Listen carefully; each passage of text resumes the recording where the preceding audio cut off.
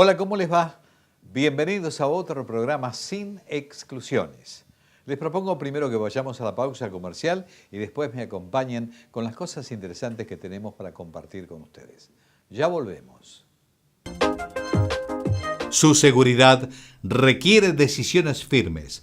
Compre seguro su 0 kilómetro. Los concesionarios oficiales son su garantía. Este es un mensaje de ACARA, Asociación de Concesionarios de Automotores de la República Argentina. La salud es una condición básica para el desarrollo equitativo e inclusivo. Somos 10.000 centros de diagnóstico y tratamiento médico, 15.000 profesionales y 50.000 trabajadores en todo el país. CADIME, Cámara de Instituciones de Diagnóstico Médico. www.cadime.com.ar.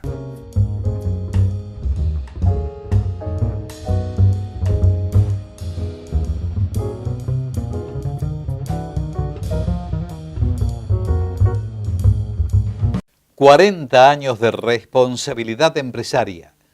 PI Ingeniería Sociedad Anónima. Su concesionario Citroën de La Plata.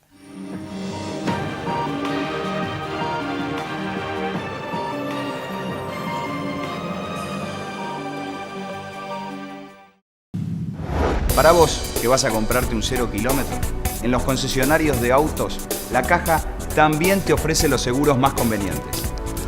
Y a mejor precio. Asegúrate con nosotros. La Caja, una elección inteligente.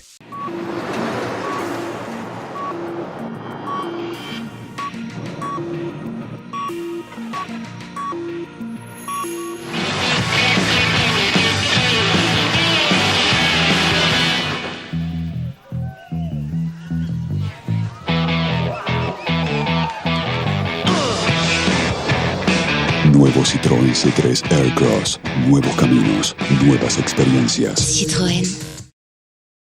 En esta época que nos toca vivir, evidentemente existen alguna serie de conceptos que se suelen utilizar a diario y que muchas veces nosotros no comprendemos la esencia, el porqué.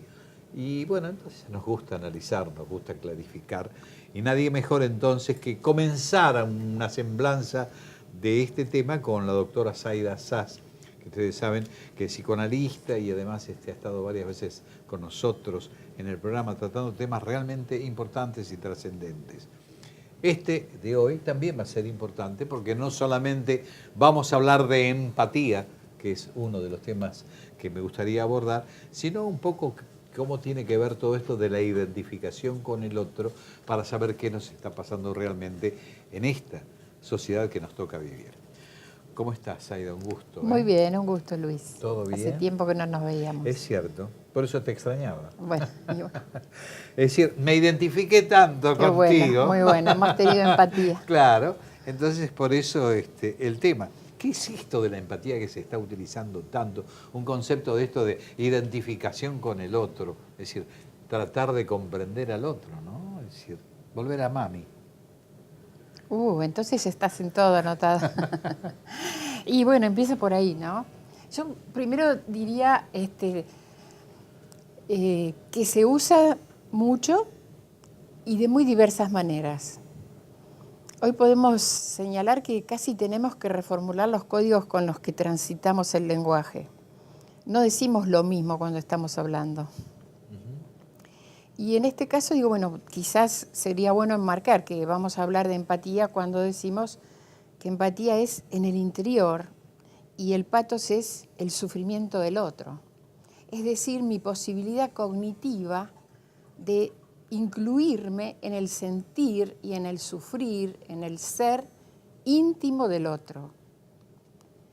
Si vemos en la vida cotidiana, quizás no encontremos tantas veces algo que tenga la profundidad de este término. Tener simpatía, una buena relación, tiene muchas veces que ver con otras cuestiones.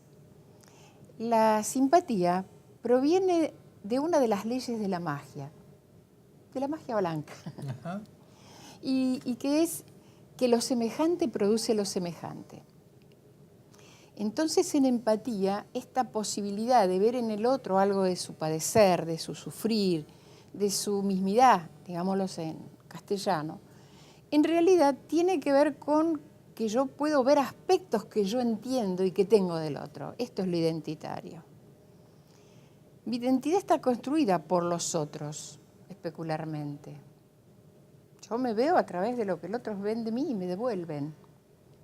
Y en esto la empatía estaría traducida como, bueno, yo te puedo entender porque tenés algo que yo también tengo. O que también padezco. Yo interpreto también un poco el pertenecer, ¿no?, al otro, pero frente a los egoísmos que nos toca vivir a diario en sociedad, ¿cómo llegás a lograr esta simbiosis, ¿no? Este estar con el otro, fundamentalmente, identificarse con el otro, cuando el otro es alguien distinto a mí? Es que una cosa es pertenecer, yo no lo uniría nunca con este concepto. Entender las necesidades, sentir, sufrir, padecer del otro, sí.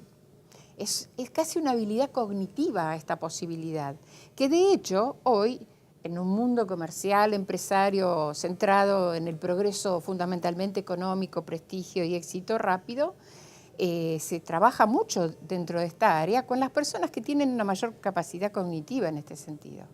Pero hasta aquí un punto.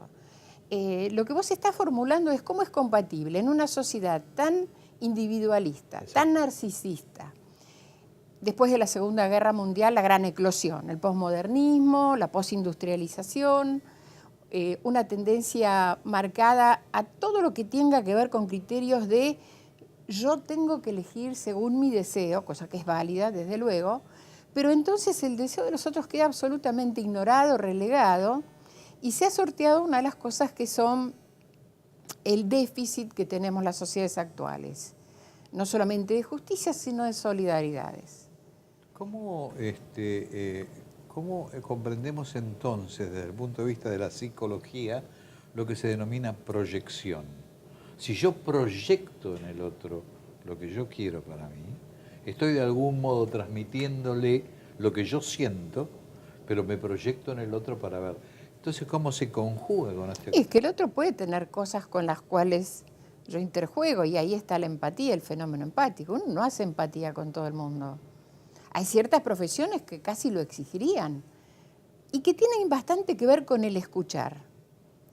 En las relaciones cotidianas decimos de pronto, hablé pero no me escucharon. Me oyeron. No hubo empatía, ¿verdad? No hubo empatía, es decir, no hubo que yo traté de definir un problema, de mostrar lo que me pasaba, y el otro prestó oídos, pero no me escuchó. No hubo situación empática. Por eso a veces está como un poquito mezclado esto. Vivimos en una sociedad narcisista. ¿Qué quiere decir narcisismo? En definitiva, bueno, lo voy a decir muy, muy sencillamente, centrado en uno mismo y la incapacidad de ponerme en el lugar del otro, con lo cual la empatía y el narcisismo tienen un claro divorcio. Sin embargo, el narcisismo también requiere de otra cuota, que es estar con los que me identifico. Lo que decía Landru, la gente como uno, ¿te acordás? Ajá. Bueno, requiere de eso. Requiere que el otro tenga algunos aspectos como yo. Porque es cierto que los movimientos políticos, el idealismo, lo que tenía que ver con el disciplinamiento, el orden, el proceso educativo, la formación, el conocimiento, todo en estos últimos años se ha desmoronado rápidamente con un predominio narcisista muy fuerte, porque exigía de cuestiones que tenían que ver con un modelo democrático, reglamentarista, digamos, de alguna manera, y el trasvasamiento a otro modelo democrático individualista. Ahora te voy a agarrar. Bueno. Yo digo, vos estás viviendo en una sociedad especial, la sociedad argentina, un gobierno especial. ¿Cómo conjugás todos estos conceptos que estamos hablando con el gobierno nacional? Con todo, con todo.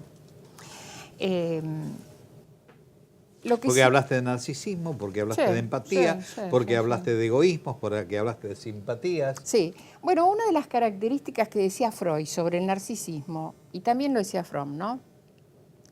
Que hay un considerable número de gente que puede tener amor mutuo, amor entre sí, siempre que haya otra gente que es dejada afuera y que puede recibir mi agresividad. ¿Te suena algo que estamos viviendo? Sí. Ok. Y el narcisismo colectivo es la fuente de agresión humana. Ahora yo Es te terrible. pregunto, todo esto que estamos hablando, efectivamente, ¿cómo lo traducimos y cómo se, de algún modo, cómo se proyecta o se prolonga hacia la sociedad? Porque estamos circunscribiéndolo al núcleo que domina, al núcleo político. A toda la sociedad. Porque de algún modo hay quienes están empáticamente con el gobierno y hay otros que no, que están en la base opuesta. ¿Cómo conjugamos todo este aspecto? Bueno, conjugable es conjugable en una vuelta a los valores, porque algo que tiene la característica de la sociedad hedonista y narcisista es la ruptura de valores, es la pérdida de valores. Porque los valores son lo que a mí me gusta, lo que yo quiero y como yo lo quiero. Hay legitimidad en este pedido, pero no hay organización social.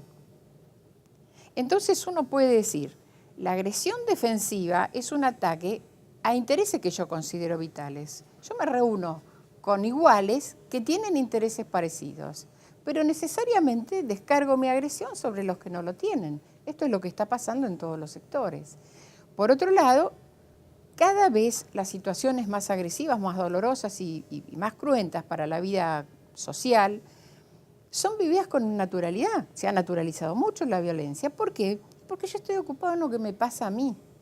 He dejado que lo colectivo fuera un interés, porque lo colectivo exige una cesión parcial de mis aspectos personales narcisistas. Es lo que yo quiero, pero cedo algo de lo mío para el bien común. Eso ha cedido. Ha cedido en la escolaridad. Una aclaración sí que quiero hacer, porque si no pareciera que había un antes bueno y ahora un malo, ¿no? En realidad ha cambiado. La organización cambió. Y la organización que tenía que ver con ideales, con revolución, con producción de la época moderna, pasó a esta época posmoderna, donde es lo individualista, lo tuyo, más lo mío, más lo otro, tenemos un interés común, nos unimos frente solamente a aquellos que pueden atacar nuestros intereses vitales. Si no, no nos unimos. Y si vamos esto también fue aprovechado por la sociedad de consumo, desde luego. Esta es la globalización del individualismo. Y entonces vos vas a comprar un jabón que tiene una rayita azul, pero yo quiero uno que tenga un azul con una dorada.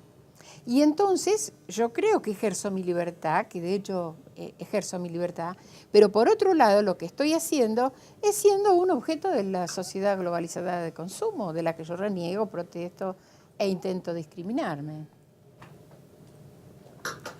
El esquema, en virtud de lo que vos estás diciendo, de lo que estamos hablando, y trasladándolo a lo que nos está ocurriendo en realidad, es la falta de posibilidades de buscar equilibrios. Sí. Para establecer un límite en cada uno de estos conceptos. En tanto y en cuanto ese equilibrio no se logra por los egoísmos, por el narcisismo, porque no baja la línea adecuada como para decir, bueno, estamos proyectando hacia. Entonces, ¿a dónde nos conduce? Bueno, creo que ya estamos entrando, ¿no? Nos conduce a una situación novedosa que podemos decir que es de caos y también podemos decir desde nuestra humildad que nosotros desconocemos si el caos tiene reglas. Lo que sí sabemos que no existe, por lo menos por los antecedentes que como comunidades humanas tenemos, que si no existe una comunidad organizada a partir de reglas, de límites, de orden, todo esto que en este momento no aparece como cierto, como fortificado por estas nuevas conceptualizaciones en donde yo hago mi placer y lo que me gusta, de alguna manera va a resultar en el exterminio de lo que sería para nuestro criterio, nuestros aprendizajes, la civilización. Ahora, civilización. Fíjate vos que analizando absolutamente lo que estuvimos conversando y viendo qué es lo que está ocurriendo, por ejemplo, que no se cumplen con determinadas normas constitucionales de informar a la Cámara de Diputados o a la legislatura en general cuál es el movimiento o el informe periódico que tiene que rendir el gobierno o el jefe de gabinete respecto a las actividades políticas del Estado a la Cámara de Diputados. Ignorar absolutamente todo eso, el no prestar atención o por lo menos pasar por encima a lo que son las resoluciones judiciales. Es decir, hay como un principio anarquista que Sí. nos está dominando. Sí. Y entonces esto del caos realmente se va a reflejar cuando no tengan vigencia las instituciones. No, pero es que ya no tienen vigencia. Lo que vos estás haciendo una descripción es de que las instituciones, tal como nosotros las hemos venido analizando, han fracasado, han caído, se han derrumbado. Algunas todavía quedan, pero de hecho la institución familia con las nuevas reformas. Digo, hay un montón de situaciones novedosas en las que yo, en lo personal, puedo decir, ignoro cuál será el orden interno de eso, entendiendo que aún en el caos hay una suerte de organicidad. Pero está claro que esta es una época que uno puede decir, la época moderna era de producción, de revolución. Esta es una época de comunicación, de expresión y de información. Nunca estuvimos tan informados y tan desinformados. Y uno empieza a preguntarse, a ver, tantas radios, ¿cuántos programas de televisión? Radio fundamentalmente, tantas FM, ¿para qué están? Para que la gente personalmente se escuche a sí misma, levante el teléfono y diga lo que le pasó con el último esposo que tuvo o con lo que pasó en su vida laboral, etcétera, que tiene validez. Pero ¿quién lo escucha? ¿Para qué lo escucha? Alguno dirá, bueno, a mí me pasó parecido, y es solo para escucharse a sí mismo.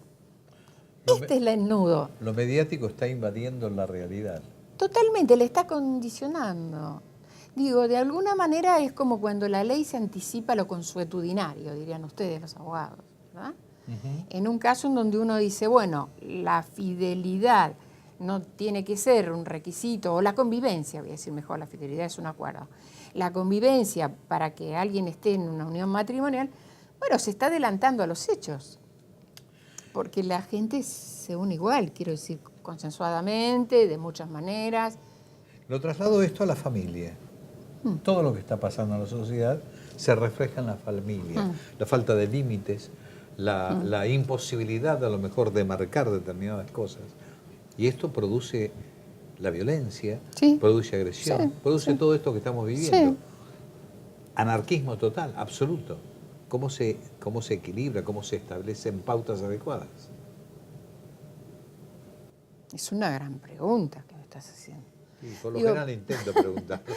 Claro, en principio yo diría que uno puede leer desde la historia y desde lo que conoce o lo que ha podido incorporar como conocimiento. No se puede hacer la lectura desde la banalidad de lo propio cotidiano, porque es un recorte muy pequeño, en verdad, ¿no? Por eso digo, quizás exista un orden. La persona más hedonista, es decir, aquella que hace exclusivamente lo que quiere y lo que le gusta, también necesita juntarse con otros que les pase lo mismo. Es decir, que hay un orden de agrupamiento. Y también necesita ponerse en contra de otros en función de estos intereses. Visto, digo, desde los conocimientos que hasta ahora tenemos, si yo digo, bueno, la teoría de Sartre es, muy bien, es un grupo que necesariamente se une para oponerse a otros y para validar su interés. Pero de allí pasa el salto social, porque hay otros grupos que también les pasa lo mismo y tienen intereses comunes. Así que yo no creo que esto sea el fin de nada. No es un buen momento en todo caso. Es un momento, casi diría, de desintegración de muchas de las instituciones que con todas sus falencias, autoritarismo, proteccionismo, reglamentarismos, hemos transitado muchos de nosotros y que seguirán coexistiendo durante bastante tiempo. Pero hay una cosa cierta. Freud, cuando habla del mito de Narciso, habla de alguien que, amándose mucho a sí mismo, se enamoró tanto de sí mismo, que terminó matándose, ¿no? Muriendo. Y en lugar de él nació una flor muy bella por fuera, aparentemente, como esto aquel que dice, bueno, yo hago lo que quiero, soy un hombre libre, en defensa de los derechos, etcétera, etcétera, que tiene validez hasta allí. Y tenía un olor fétido. donde que nadie se podía acercar. Digo, no sé si tiene muy buen olor esto que pasa. Desde lo que uno ha podido incorporar, desde la historia que traemos, desde los procesos cognitivos a los que hemos podido hasta aquí llegar.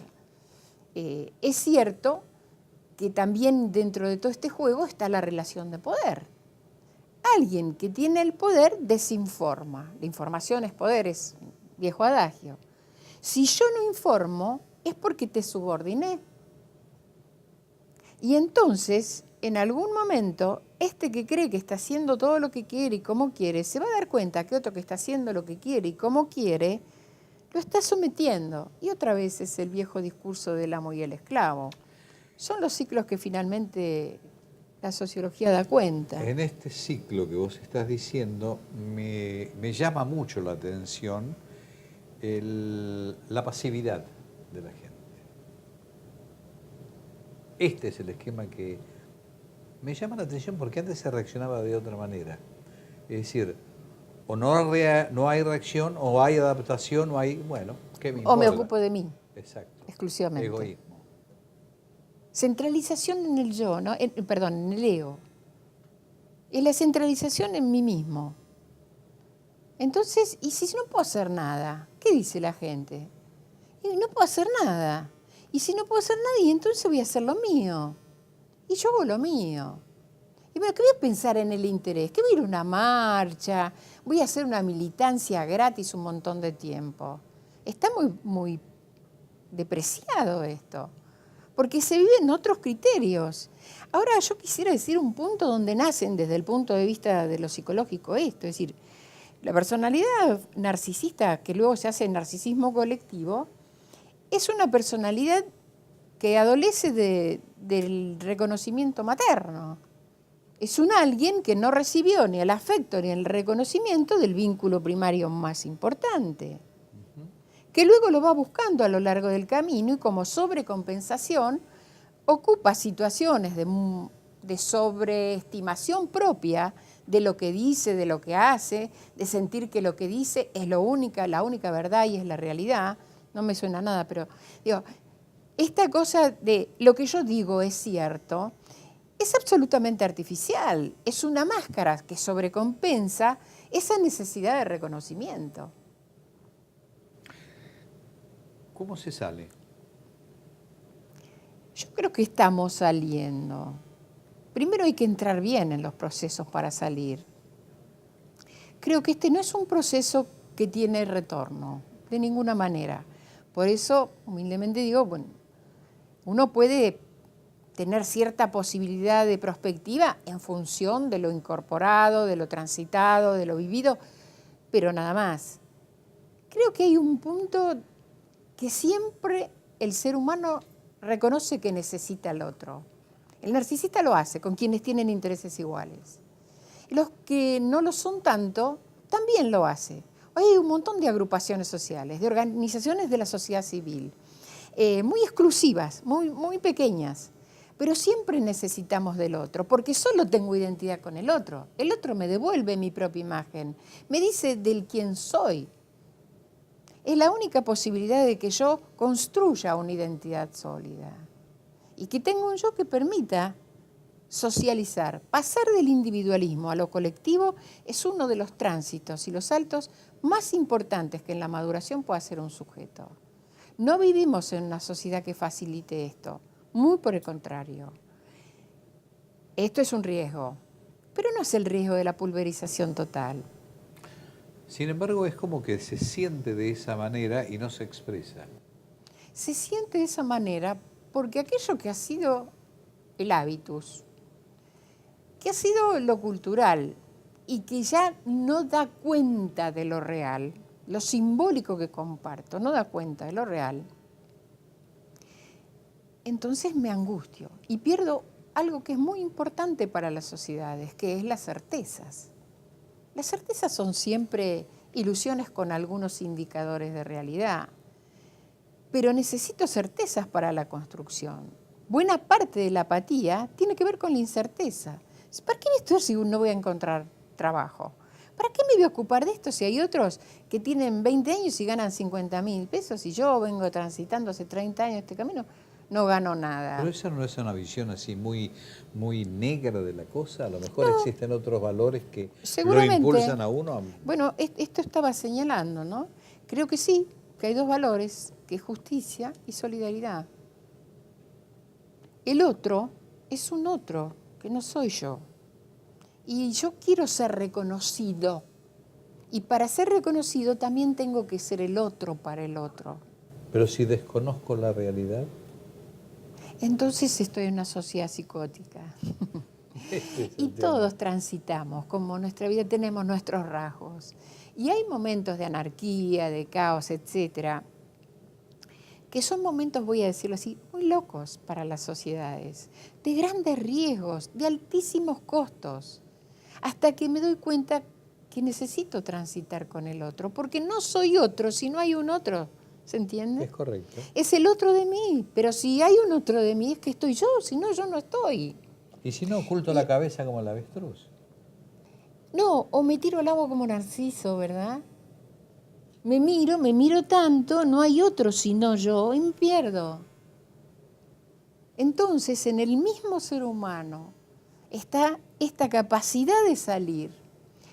No quisiera dejar para nada como una idea terrible. Digo, sí, es difícil, porque es de transformaciones muy fuertes, casi irreversibles, pero que tiene que haber valores nuevamente. Y digo, ¿y sabes qué valores? Los primarios. Para que vos vivas, o para que yo viva, no vos, no me importa, yo tengo que no matarte.